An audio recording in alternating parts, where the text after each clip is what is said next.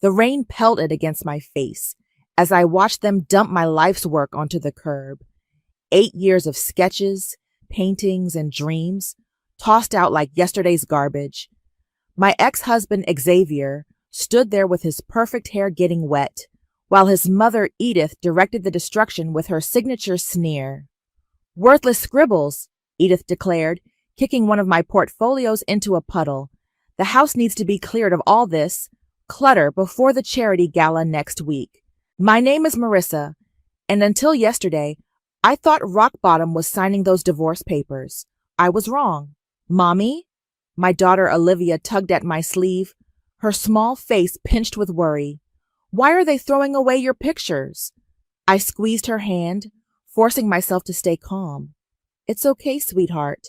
We'll get them back." "Don't you dare," Xavier warned, stepping between me and the growing pile of art supplies. "These were purchased during our marriage. They belong to the estate now." I met his gaze. "The judge specifically listed my personal effects." "Personal effects, yes," Edith cut in. "Not this juvenile hobby nonsense. Really, Marissa, it's time to grow up. Focus on something useful, like ensuring Olivia maintains proper connections to her father's social circle." Thunder cracked overhead. I watched raindrops destroy years of watercolors, but it was one particular sketchbook that made my heart race. The blue one. The one where I'd started documenting everything. "At least let me take my supplies," I said quietly. "The paints, brushes." "Oh, for heaven's sake," Edith sighed dramatically. "Xavier, give her the craft supplies if it'll make her leave faster. But the portfolios stay. God knows she'll probably try selling them now that She wrinkled her nose. "Working class." Xavier waved his hand dismissively. "Take whatever you want from the curb, but do it now. The garbage pickup is in an hour." I waited until they went inside before rushing to salvage what I could. Olivia helped me, her small hands gathering wet brushes and tubes of paint. "Your grandmother's mean," she whispered. "She's scared, baby," I replied, carefully extracting the blue sketchbook from under a soaked canvas. "Mean people usually are." "Scared of what?" I looked at my daughter, really looked at her.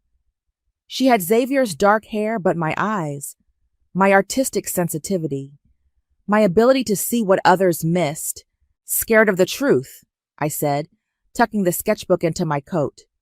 "Sometimes people hide bad things in beautiful places, and sometimes the only way to expose those things is to wait until everyone's ready to see them." A car pulled up, and my best friend Zara jumped out with an umbrella and empty boxes. "I came as soon as you called," she said, helping us gather the remaining supplies. "Those absolute monsters. I'm adding this to the appeal." "No," I said firmly, watching Olivia load her arms with paintbrushes. "Let them think they've won. Let them think this broke me." Zara's eyes narrowed. "What are you planning?" I picked up a partially destroyed painting, one of the Morgan family estate. In it, I'd hidden the routing numbers to their offshore accounts in the window patterns, numbers I'd overheard during late-night phone calls, transactions disguised as charitable donations. "I'm planning to paint," I said simply, "but this time everyone will see my work." "Will they, Mommy?" Olivia asked, hope shining in her eyes. "Will anyone ever see your pictures?"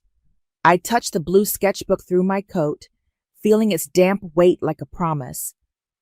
"Yes, baby. When the time is right, everyone will see exactly what I've been drawing all these years."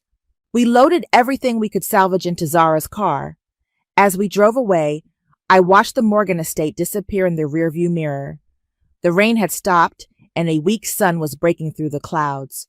"Where are we going?" Olivia asked. "To my studio," Zara answered. "Your mom can work there until we find you both a new place."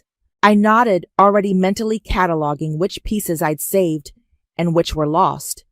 But the most important ones, the ones with the evidence, were safe. My hands might have been empty, but my mind was full of images, of numbers, of proof. They thought they were throwing away worthless art.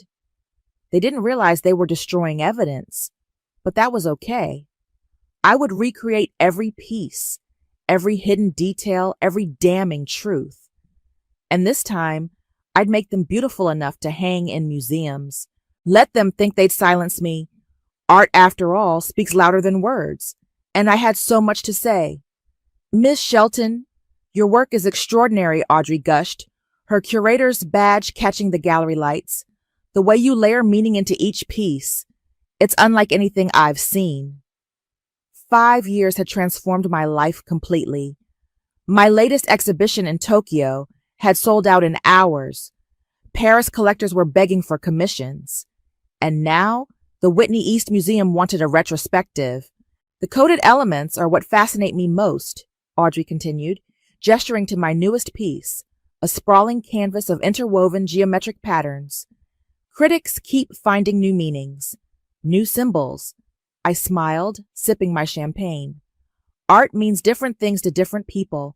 That's exactly why we want to showcase your evolution as an artist, especially your early works. Audrey leaned forward eagerly. Those first sketchbooks you mentioned, the ones from before your divorce, they'd be perfect for showing your journey. My hand tightened on the glass. Those pieces are personal. Exactly. That's what makes them so valuable to the exhibition. Raw emotion, unfiltered creativity. My phone buzzed. A text from Zara. Federal agents requesting meeting. Tomorrow. Important. I'll need to think about it, I told Audrey. Those works are in storage. Of course. Take your time. The retrospective opens in 3 months. Later that night, I drove to the climate-controlled storage unit where I kept my old works. Philip, my private investigator friend, met me there. The Morgans are getting sloppy, he said, helping me lift the heavy box of sketchbooks. Their latest charitable foundation raised red flags with the IRS. After all these years, I set the box down, started counting books. They usually cover their tracks better. People get comfortable, make mistakes. Speaking of, he nodded at the box. How's our insurance policy? I froze. One sketchbook was missing, the red one containing detailed drawings of the Morgan family's shell company structure hidden in landscapes of their summer properties. Someone's been here, I whispered. Philip immediately swept the unit with a small device. No active surveillance. When was the last time you checked these? 6 months ago. Everything was... My phone rang. Olivia's school. Ms. Shelton? Olivia's grandmother is here to pick her up. My blood ran cold. I never authorized that. She has documentation. Do not let her take my daughter. I'm calling the police. I hung up and dialed 911 while running to my car. Philip right behind me. The Morgans are making moves, he said grimly. This isn't coincidence. 20 minutes later, I burst into the school office. Edith stood there in designer clothes, radiating false concern. Darling, I was just trying to surprise Olivia with... Get away from my daughter, I said quietly. 2 police officers entered behind me. Olivia ran to me, burying her face in my side. I told them no, Mom, just like you said. Ma'am, one officer addressed Edith, your documentation appears to be falsified. Edith's mask slipped for just a second. A simple misunderstanding. I only wanted to treat my granddaughter. Your granddaughter has a protection order against you, Zara announced, striding in with papers, which you just violated. After the officers escorted Edith out, Olivia looked up at me. Is it starting again? I hugged her tight. No, baby. It's ending. They're just too desperate to see it yet. That night, after Olivia was asleep, Zara and Philip came over to strategize. The missing sketchbook, Zara said, pacing. Could they have figured out the codes? Doubtful, Philip replied. Marissa's system is too complex. But they might suspect. My phone chimed. An email from Audrey. Exciting news. Our forensics team would love to analyze your early works. The layering techniques you used are groundbreaking. Perfect timing, I murmured. What are you thinking? Zara asked. I opened my laptop, pulled up images of my recent works. The same coding system, refined and elevated. Evidence hidden in plain sight, waiting for the right people to decode it. I'm thinking it's time to let the art world do what it does best, analyze everything until there's nothing left to hide. I looked at my friends. The Morgans just showed their hand. They're scared. Good, Philip said. Scared people make mistakes. Like trying to kidnap my daughter. My voice hardened. I've waited 5 years, built my reputation, made my art impossible to ignore. And now? Zara asked. I pulled out my phone and typed a response to Audrey.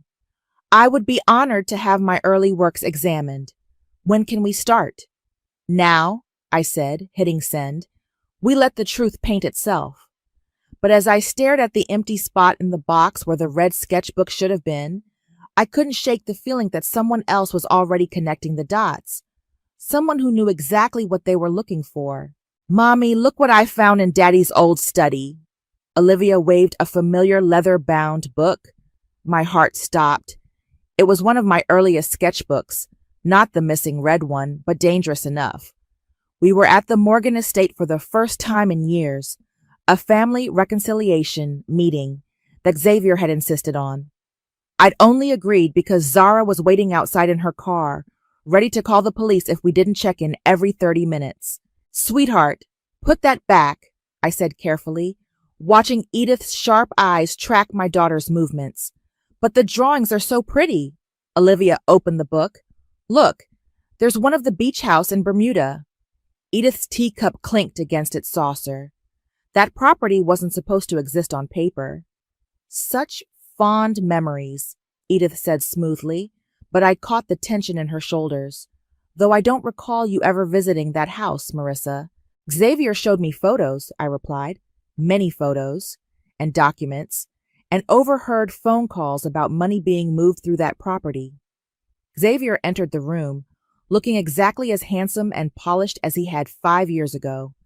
Olivia, princess, are you looking at Mommy's old art? The patterns are like codes. Olivia traced the intricate lines I'd drawn around the beach house windows. Each line represented a transaction date. Just like in Mom's new paintings. Xavier's smile flickered. Your mother always did have a unique perspective. Speaking of perspective, Edith cut in, I hear the Whitney East is planning quite the showcase of your work, Marissa. Funny how art comes full circle. Just like karma, darling. The threat in her voice was clear. I reached for my phone to text Zara our safety word, but Xavier stepped closer. We've been following your career, he said. Very impressive. Though I have to wonder where you got some of your inspiration. Natural talent, I said, standing up. Something you never believed in. Olivia, it's time to go. But Daddy said we could have ice cream. Another time, sweetheart. I held out my hand. We have that thing at the gallery, remember? Edith rose, blocking our path. You know, I've been studying your recent pieces, the geometric series. Such fascinating number patterns, almost like bank accounts, I finished for her. Transaction codes. Is that what you're trying to say, Edith? Her face went white. Xavier stepped forward, but I held up my phone. Zara's outside. One text and she calls the police about the protection order violation. You wouldn't dare, Edith hissed. Not with what we have on you. I laughed. What? The missing sketchbook? Go ahead. Show it to everyone. I'm sure the art world would love to analyze it alongside my other work. Mom? Olivia's voice was small. What's happening? I softened my tone. Nothing, baby. Grown-up stuff. Let's go get that ice cream somewhere else. As we turned to leave, Xavier grabbed my arm. Whatever you think you know, I know everything, I whispered. Every transaction, every shell company, every charitable donation that disappeared into offshore accounts. I watched you for 8 years, Xavier, and I drew everything. He released me like I'd burned him. You're bluffing. Am I? Check your company's stock tomorrow. Someone anonymous sent some interesting documents to the SEC last week. Edith's face turned from white to red. You little... Careful, I warned.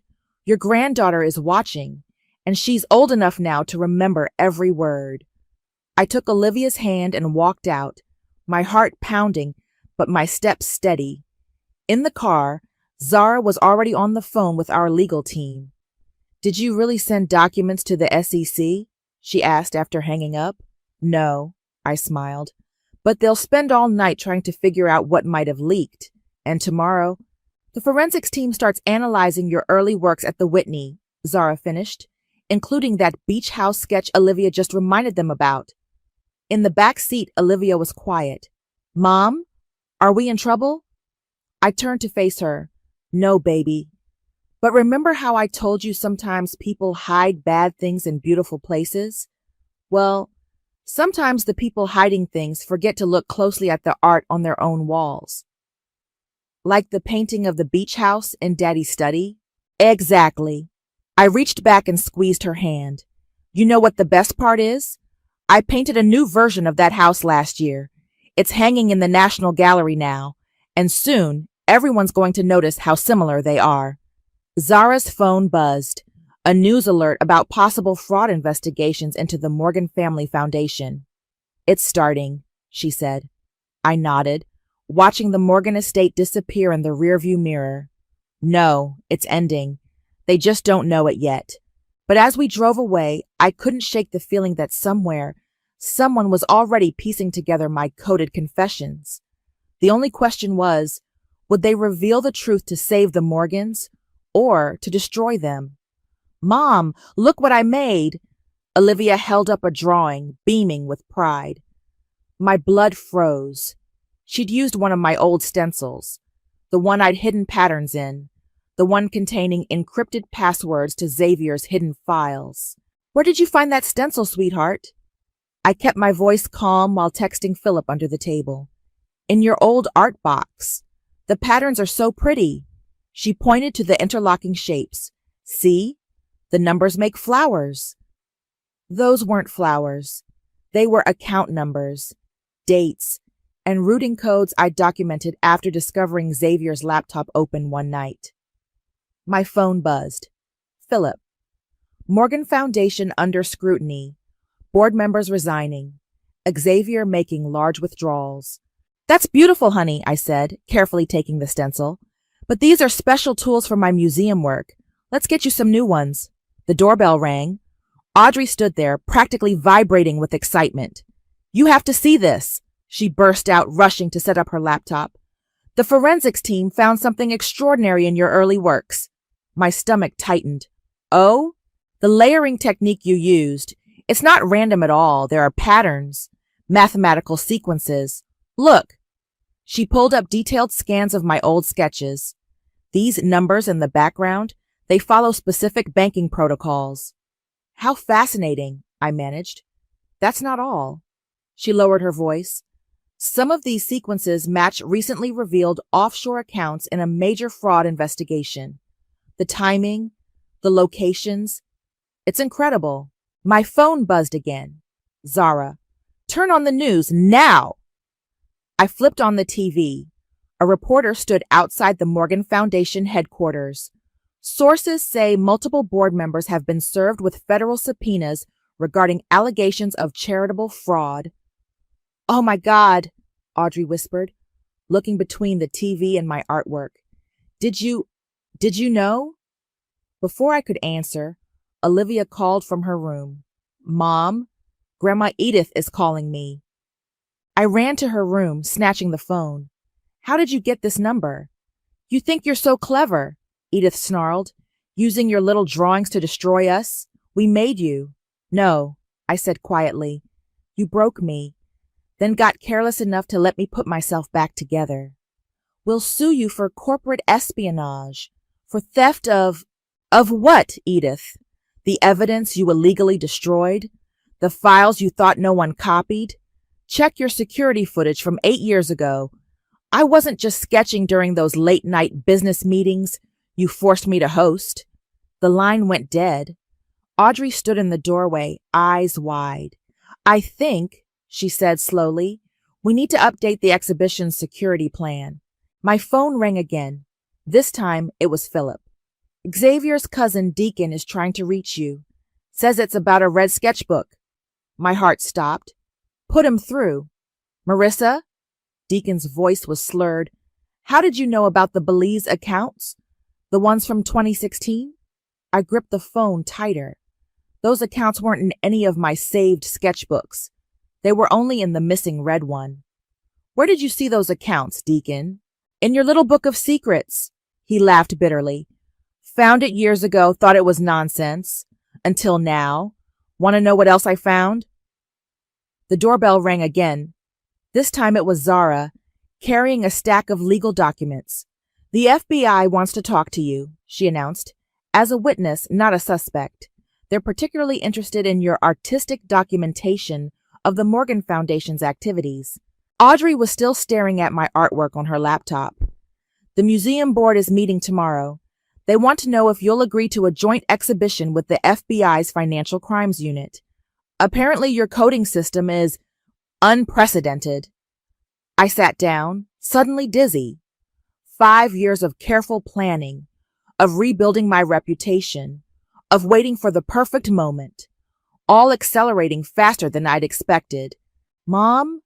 Olivia appeared with another drawing. I made this for Daddy. Can we send it to him? I looked at her artwork. Innocent, pure, untouched by codes and secrets. Maybe we should wait, sweetheart. Daddy's going to be very busy for a while. My phone lit up with a text from an unknown number.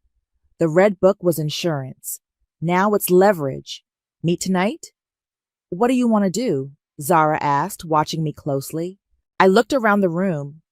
At Audrey with her forensics reports, at Olivia with her drawings, at the TV still showing the chaos at the Morgan Foundation.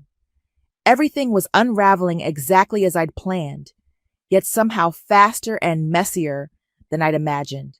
Now, I said, we make sure the truth comes out all at once. No more hiding. I turned to Audrey. Tell the museum yes. Show them everything.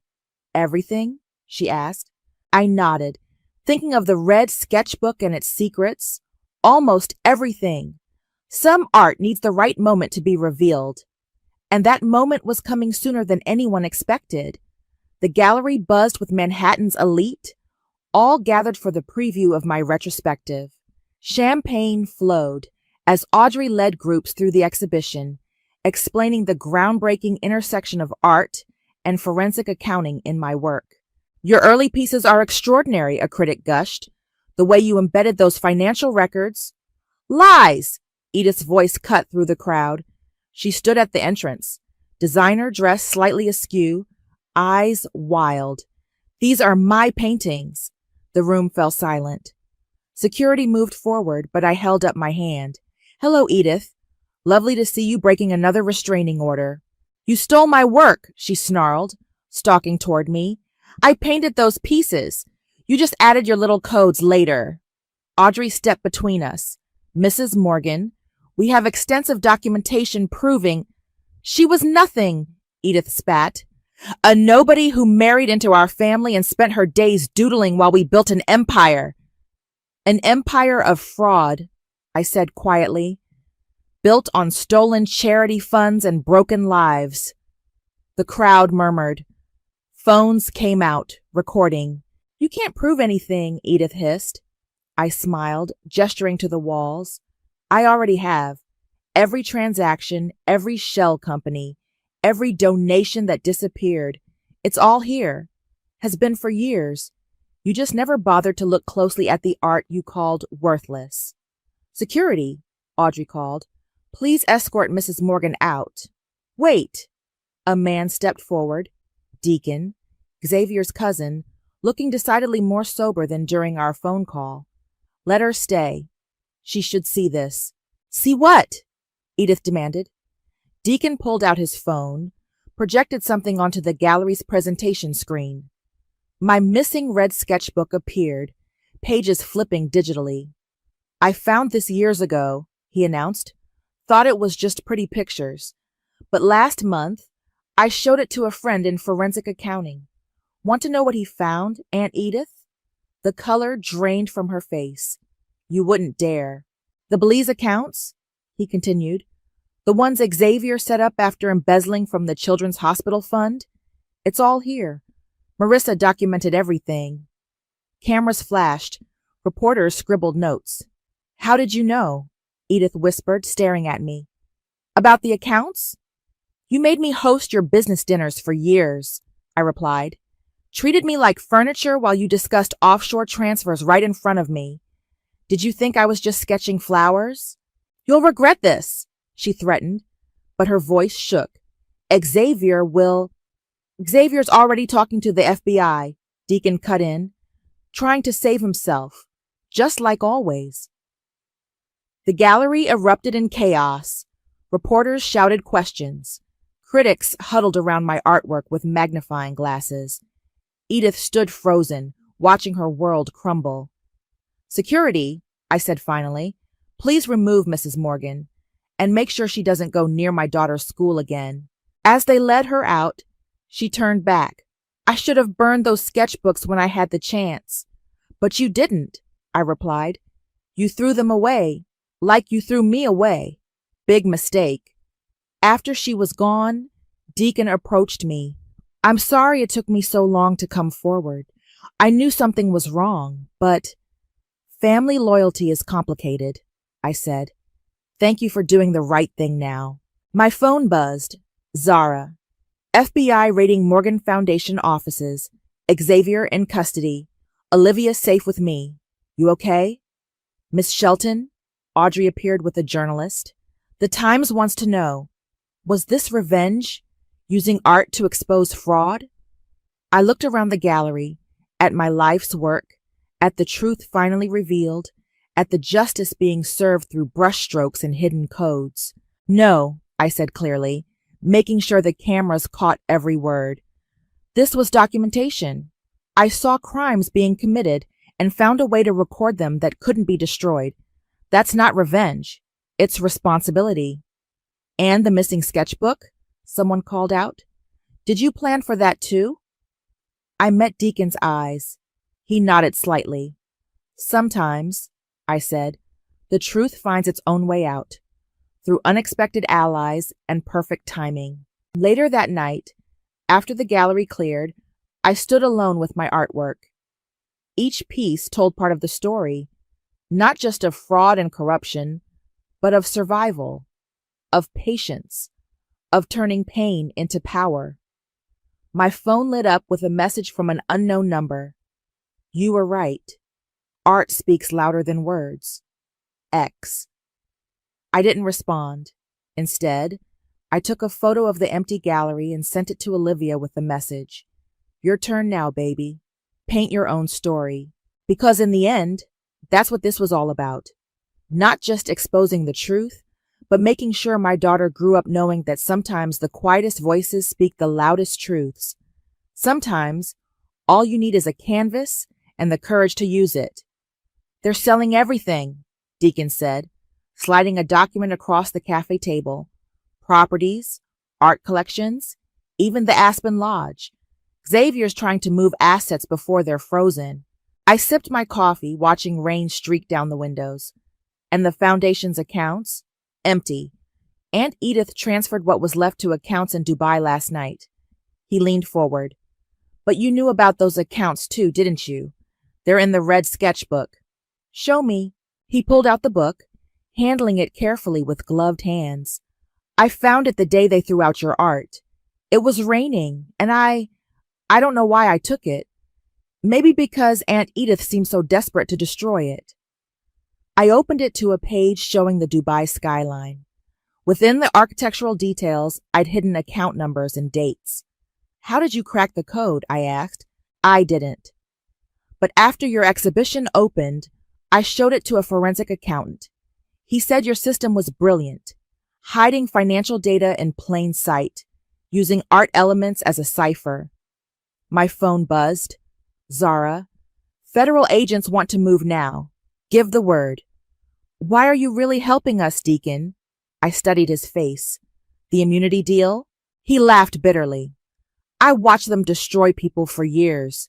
Charities, families, anyone who got in their way, including you. He pulled out his phone, showed me a news alert. They're hosting a charity gala tonight. One last grab for cash before it all falls apart. At the estate? Where else? Aunt Edith thinks she can still salvage their reputation.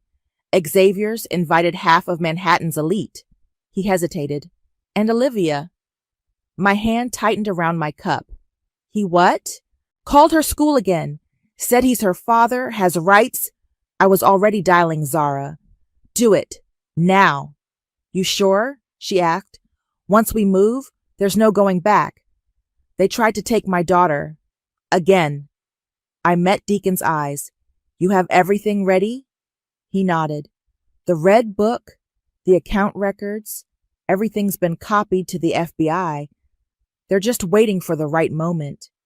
The gala, I said. Let them have their last party.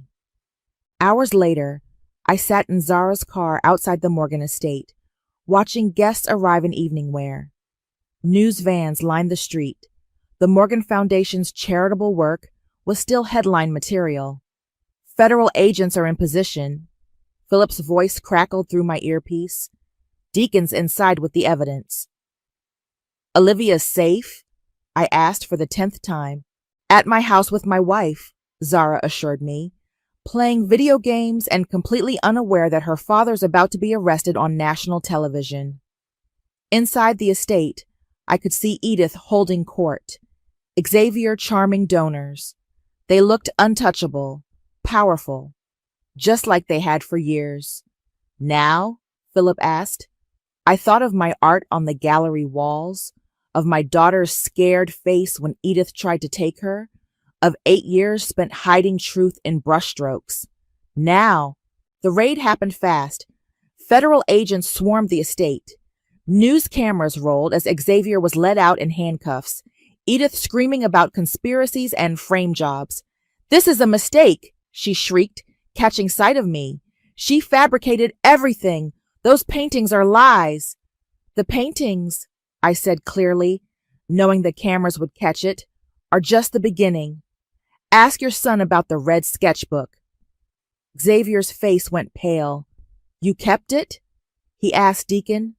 All these years? Someone had to tell the truth, Deacon replied. As they were led to separate cars, Edith turned to me one last time. You think you've won? You're still nothing. Just a woman who paints pretty pictures. No, I said. I'm an artist who learned to paint the truth, and now everyone sees it. My phone lit up with messages. Gallery owners, journalists, even a Pulitzer Committee member. But I only opened the one from Olivia. Can we paint together tomorrow, Mom? Later that night, after the news vans left and the guests had gone home, I stood in my old studio at the estate one last time. Empty frames lined the walls where my art had once hung, art they'd thrown away, thinking it worthless. Deacon appeared in the doorway. The FBI wants to talk to you tomorrow about testifying. I nodded, touching one empty frame. Tell them I'll bring my sketchbooks. All of them. Was it worth the wait? He asked. 5 years of planning. I thought of Olivia, safe and free from their influence, of truth finally exposed, of art that spoke louder than their lies. Some masterpieces, I said, take time to complete. The courtroom fell silent as I took the stand, my sketchbook stacked neatly on the evidence table. Xavier wouldn't meet my eyes, but Edith glared from the defendant's bench, her designer outfit replaced by a plain gray suit. Please state your name for the record, the prosecutor said. Marissa Shelton. And your occupation? I'm an artist. A delusional child with crayons, Edith burst out. She fabricated everything. The judge banged his gavel. Mrs. Morgan, control yourself or you'll be removed. The prosecutor held up my red sketchbook. Miss Momke Shelton, can you explain how you documented the Morgan Foundation's financial activities? I leaned into the microphone. Each artwork contains encoded data, dates, amounts, account numbers. I used specific patterns and symbols to record transactions I witnessed during my marriage. Objection, Xavier's lawyer stood. This is speculation from an angry ex-wife. Overruled, the judge said. Continue. The prosecutor projected one of my sketches onto a screen. This drawing of the Bermuda Beach house. Can you explain the numerical sequences hidden in the architecture? The window patterns show wire transfers. Each line represents... She's lying, Edith shouted, standing up. Those are my paintings. I created them. The judge's gavel cracked again. Mrs. Morgan, this is your last warning. Show them, I said quietly, and show them the video. The prosecutor nodded, queuing up security footage from 5 years ago. The courtroom watched as Xavier and Edith threw my art onto the curb in the rain. If these were your paintings, Mrs. Morgan, the prosecutor asked, why did you throw them away? Edith's face contorted. Because they were worthless, just like her. Yet these worthless paintings now hang in major museums, the prosecutor continued. And their coded contents match exactly with financial records seized from your foundation's computers.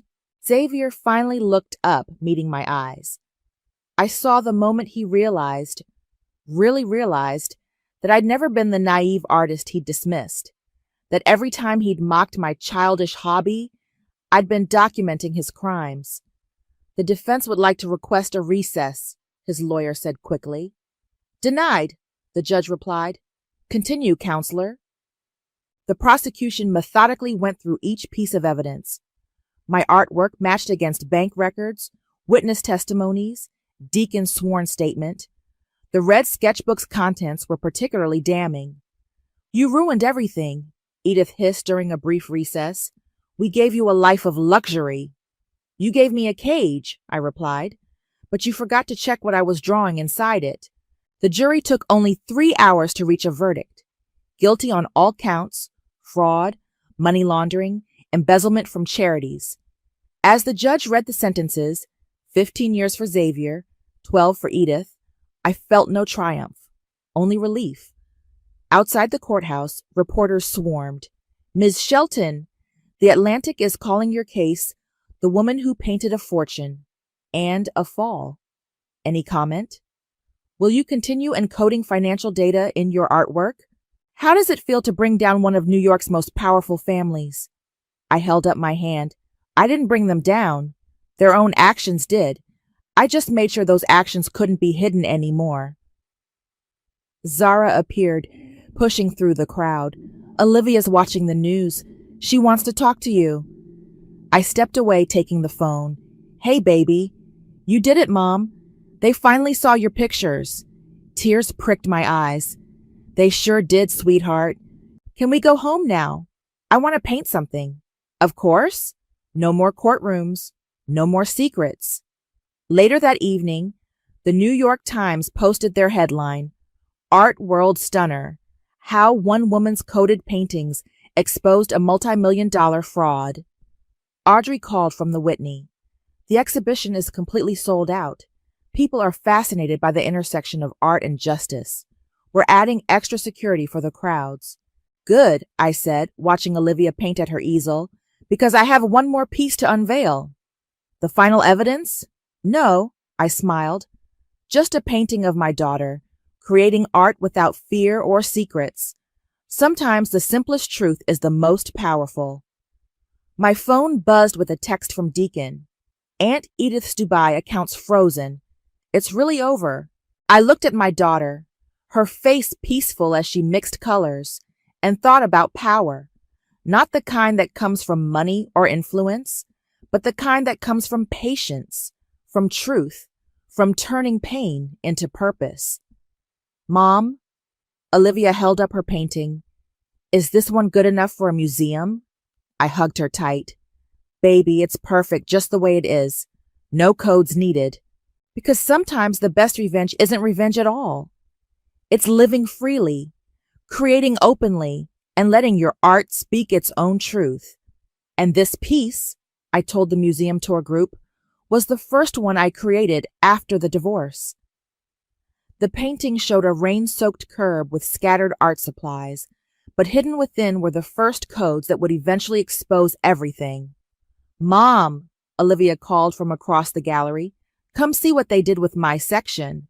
I excused myself and walked through the Whitney's packed halls to the Next Generation exhibit. There, displayed prominently, were my daughter's paintings, bright, fearless, and completely free of hidden meanings. "They put me next to your early works," she beamed.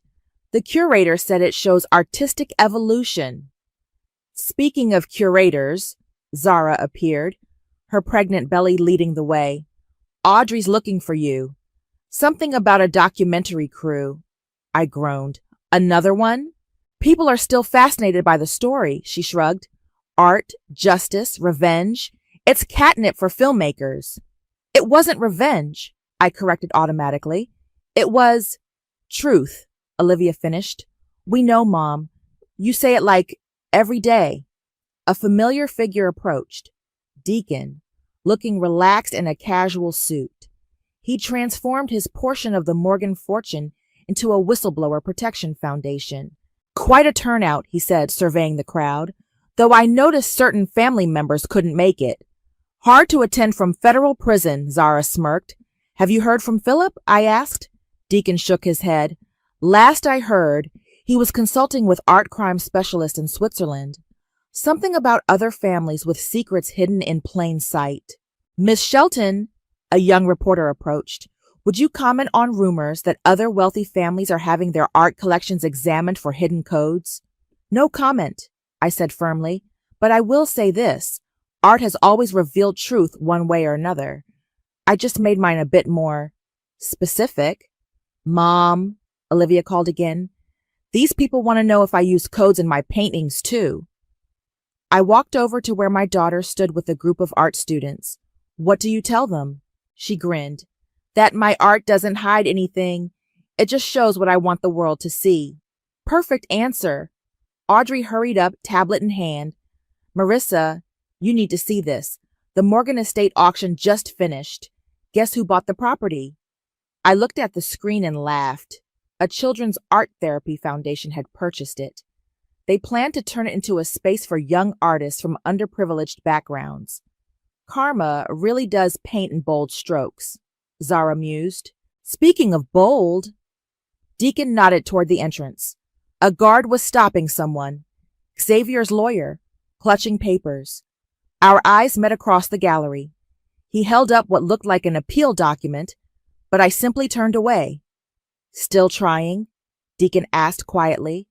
"Let them," I replied. "The evidence isn't in papers or court files anymore. It's on these walls, in major collections around the world. They can't erase art that's already been seen." "Miss Shelton," a small girl tugged at my sleeve, "did you really hide secret messages in your paintings?" I knelt down to her level. "I hid the truth in my art because sometimes that's the only way to make people see it. But you know what's better." "What?" "Being able to paint exactly what you want, exactly how you want it. No hiding needed." She beamed and ran back to her school group. Olivia watched her go. "That was me once," she said thoughtfully, "scared to show my real art." I hugged her close. "Not anymore." "Marissa?" Audrey called. "The documentary crew is ready. They want to film in front of the final account." I looked at my latest piece, a massive canvas showing a family's empire crumbling, but with hope growing through the cracks. No hidden codes, no secret messages, just truth, painted boldly. "Coming," I said. "Olivia, want to join me? Show them how art should be?" She grabbed her sketchbook, a normal one, filled with dreams instead of evidence. As we walked through the gallery, I saw our reflection in the glass, mother and daughter, artists both, neither of us hiding anymore. "One last question," the reporter called out. "Was it worth it? The waiting, the planning, the risk?" I looked at Olivia, sketching freely. At Zara, protecting others with the same laws that had failed to protect me. At Deacon, transforming his family's poison into medicine for whistleblowers. At my art on the walls, no longer screaming in code, but singing in the open. Truth is always worth it, I said. Sometimes you just have to find the right way to make it beautiful. Because in the end, that's what art does. It takes what's hidden and makes it seen, what's broken and makes it whole. Not through revenge or justice, but through the simple, unstoppable power of showing the world exactly what needs to be seen.